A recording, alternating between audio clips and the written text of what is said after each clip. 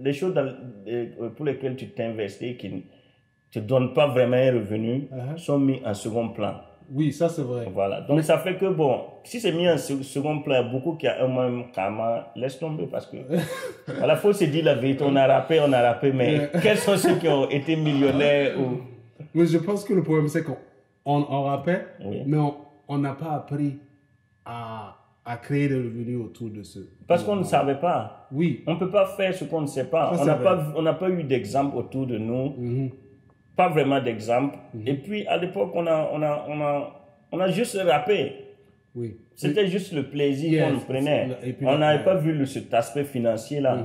Voilà. Et on a été confronté à la réalité quand, voilà, il y a eu un moment, il y avait des dépenses, des choses qu'on veut faire tout le temps. Il y a des dépenses. Donc, ça crée des réalités. Ça fait que beaucoup de gens ont été obligés de laisser tomber. C'est la première raison. Je t'assure. Hein. Ça c'est vrai. Parce que la raison pour laquelle je dis ça, c'est que quand tu prends quelqu'un comme Smoke, oui.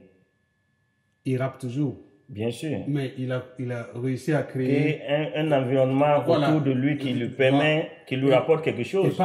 C'est pas seulement en rappant. Bien sûr. Je suivais le clip de OBC. OBC, leur album,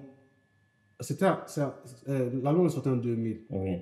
En 2000, on a certains groupes l'album est sorti en 2003. 2003, oui. Ok. La censure, c'est sorti en 2001. Ok. Oui. Mais certains groupes de rap avaient déjà commencé à, faire leur t-shirt. Je pense qu'il y a Vrai de Vrai qui avait leur album, ils avaient créé une marque intégrale. OBC, ils avaient leur t-shirt aussi. Ça veut dire, on avait déjà des idées, mais on ne savait pas comment monétiser. Bien sûr, ça. On ne savait pas. Okay. Aujourd'hui, quand tu es artiste, tu fais des concerts, tu envoies. En fait, on ne vend plus les albums, mais c'est des produits. Bien sûr. Et quand je regarde des trucs, on avait ces idées-là, mais on ne savait pas juste comment le faire. Voilà, comment on monétise. Donc, il y a. Et puis, il faut reconnaître, pour être honnête, on n'avait pas quand même une grande vision. Oui. La plupart d'entre nous, on n'avait pas une grande vision. On rappait et ça s'arrêtait là. On ne voyait pas plus loin que ça. Oui. Il faut être honnête, quoi. Voilà, on ne voyait pas plus loin que ça. C'est après que certaines personnes ont commencé à voir plus loin. Et ça aussi, je me suis dit que ils ont eu peut-être des petites opportunités. Et quand ils ont goûté, ils ont dit, ah, c'est bon, il y a de la nourriture ici, on peut créer quelque chose. Ça, c'est vrai. Voilà. Sinon, au début, tout le monde rappelait, on partait, tu te rappelles, les freestyles à Radio Énergie, les sound systems au CCF. On s'en foutait. Qui réclamait un cachet? Personne. C'était juste le plaisir d'aller poser et de représenter. Je me rappelle, après le concert, quelques semaines après le concert, on nous donnait une cassette avec peut-être souvent quand on gagne peut-être 1000 ou 2000, on était content. Tu sais, souvent je marchais de la Padoie en ville pour faire les concerts. Bien sûr. Juste par plaisir. Je sais. Tu vois? Je sais comment beaucoup d'entre nous, nous à l'époque, il faut être honnête, on était quand même un peu avantagés par rapport à certaines personnes parce qu'on venait quand même d'un milieu là où les parents quand même avaient quand même quelque chose. Et puis vous étiez en groupe. On était en groupe. Lui, là, il n'avait pas, voilà, on essayait de s'entraider, mais beaucoup quand même c'était dur pour beaucoup. Quand tu dis ça, je pense à Moving, avec qui je rappelle en temps. Oui, et même à Smarty. Smarty, à l'époque, c'était dur. Je me rappelais quand je partais deux fois le voir à Bilbao. Voilà, les après-midi, on payait des garis qu'on m'a checké pour manger. Voilà, je me rappelle de toutes ces périodes-là. Les gens ne savent pas quel trajet Smart a eu. Il a eu c'est ça. Et souvent, les gens parlent au hasard. C'est ça, mais ils ne savent pas. Ils ne savent pas la lutte qui fait derrière. Aujourd'hui, quand je vois au pays, certains artistes continuent à faire les mêmes horreurs qu'on a eu à faire. Ok, par exemple, moi, dans ce milieu aujourd'hui là, je pense pas que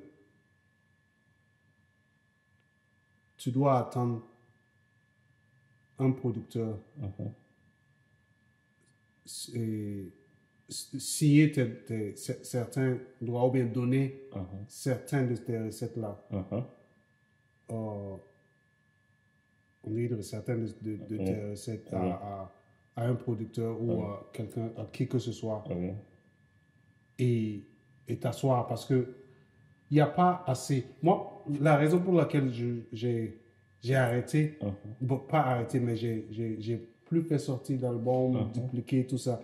Parce que, d'abord, mon album au pays, quand je faisais sortir l'album, je suis jamais allé à Cédonie dupliquer ou j'ai pas été dans un studio enregistré. J'ai enregistré chez moi. Chez toi, ouais. Bon, quand j'étais chez moi, c'est que je travaillais quelque part, là où on m'avait donné un coin, là où je pouvais faire des enregistrements. Sinon, chez moi, je n'avais pas d'électricité. Mais j'ai réussi à faire tout ça sans aller en studio. Et les CD, il y a beaucoup d'amis qui m'ont aidé. J'ai un grand frère, Ismaël, qui a dupliqué les CD pour moi. Non, qui a imprimé les CD pour moi. Les pochettes là. Avant, à Accra, quand je faisais sortir, j'ai un ami à Accra qui a vu un de ces gars, il a imprimé les pochettes. Donc, ça fait que je n'ai pas été assez donné, payé pour faire ça. Et tous les CD que je vendais, j'empochais mon argent. Oui, parce que ça te revenait directement. 100% bénéfice, tu vois. Et aujourd'hui, ces CD ne vendent, tu ne peux plus vendre des CD comme ça.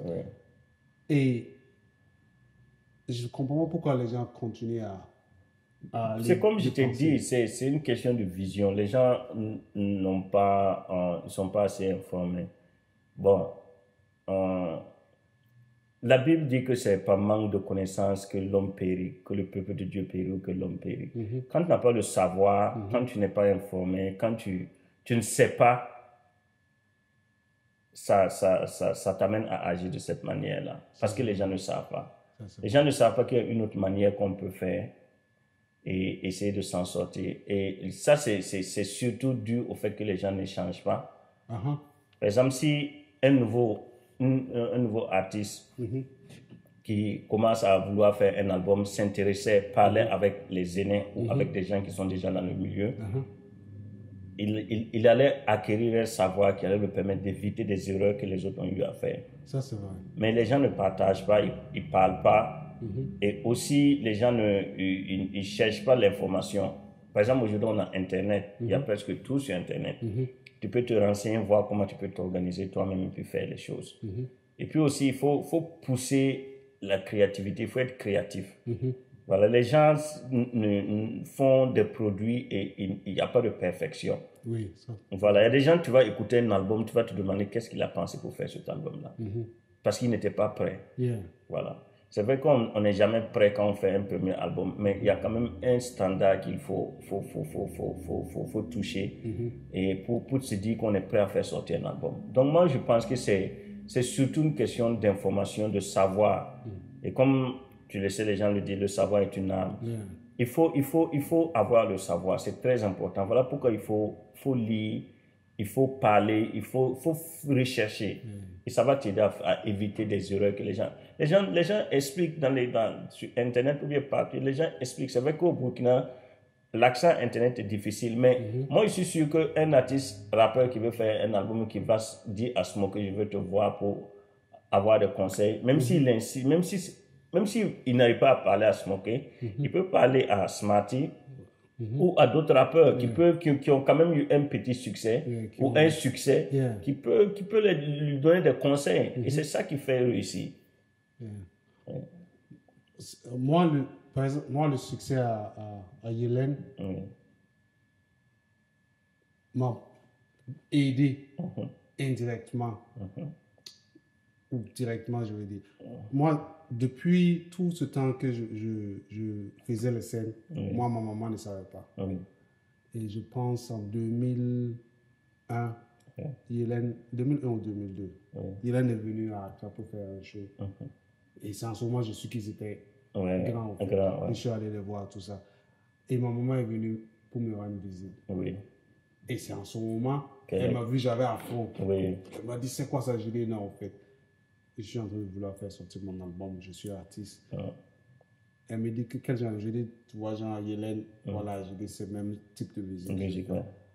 Et, ouais, parce que bon, elle a vu Yélène à la télé, elle voit que, en fait, ils sont pas ce que les gens pensent du rappeur. Donc, ça fait que non. Oui, c'était accepté comme voilà, ça a été accepté. Sinon, je pense qu'avant Yélène, je sais pas si.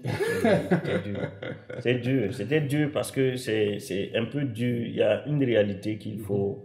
On doit.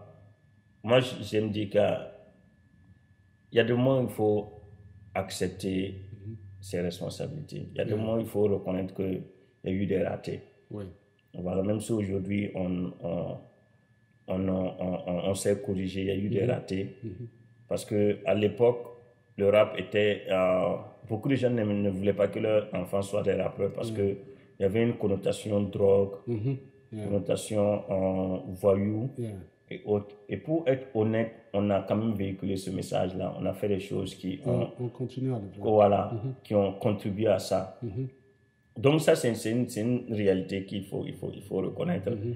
Et moi, je me dis que le fait que les choses ont continué, sont devenues de cette manière et qui ont fait que les parents, à un moment, n'ont pas accepté, c'est dû à toutes ces choses-là. Donc, c'est triste, mais c'est réel. Moi, quand je regarde le hip-hop, quand le coupé décalé est venu, je pense que c'est en ce moment, nous, on a commencé à perdre un peu de poids parce que beaucoup d'entre nous, on a rejeté cette musique-là en se disant que non, cette musique-là, elle est éphémère. On n'a pas embrassé le coupé décalé. Et le coupé décalé n'est pas venu pour partir. Quand ils sont, c'était pour s'installer. Voilà, parce que en fait, c'était une musique directement connectée à nous. C'était une musique du terroir. Donc, pourquoi ça ne va pas marcher? Mais pour une certaine raison, nous, en tant que hip-hopers, on n'aimait pas ça et on a rejeté. Et je pense que ça nous a fait tomber. Et aujourd'hui, quand tu regardes, on a fait au retour. Quand tu regardes Afrobeat. Bien sûr. C'est un mélange de coupé décalé de rap. Tu vois, alors. Bien sûr. Et c'est ça qui fait que maintenant. Même... Parce que les gens ont embrassé la chose à un moment. Les rappeurs même ont embrassé ça et ils ont essayé, ils sont arrivés à utiliser ça à leur fin. À leur moyen. Et c'est à cause de ça, ici, à l'étranger, on écoute du hip-hop africain. À cause de ça. Parce qu'on a accepté qui on est pour bien sûr. Et dernièrement, il y a l'autre là qui a fait sortir un son. Bon, il y a beaucoup de rappeurs qui commencent à chanter maintenant. Et il y a Duden. Il a un single qui est sorti que j'adore. Le son est très bien. Et il joue beaucoup, genre les guitares congolaises, tout ça. Et c'est très bien. Et je pense que si on avait